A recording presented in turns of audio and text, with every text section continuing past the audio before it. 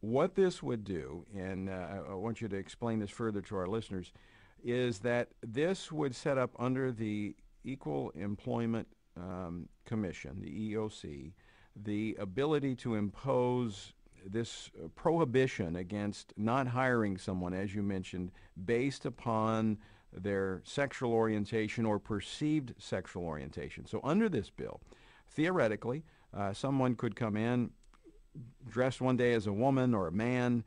The next day they get the job, they come in as the opposite sex, and an employer would be helpless to do anything about it. But what's really onerous about this is that there is limited exemptions for, I mean, no exemptions actually for Christian businesses, limited exemptions for Christian ministries. Some are fearful that this could be used as a tool of harassment against conservative businesses.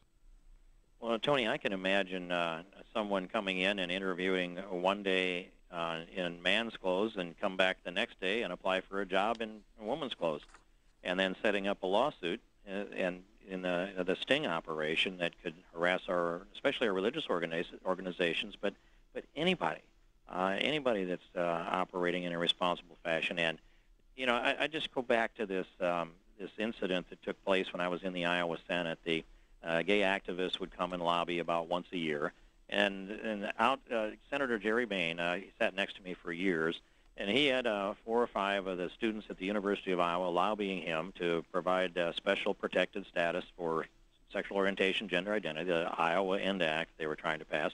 And he said, "Let me ask you a question." He said, "Am I heterosexual or am I homosexual?" And they looked him up and down, and actually they should have known. But they said, "We don't know."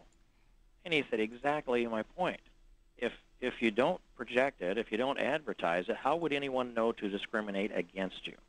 And that's at the basis of this. If people wear their sexuality on their sleeve and then they want to bring litigation against someone that they would point their finger at and say, "You discriminate," it is an entrapment that is legalized by the End Act, it appears to.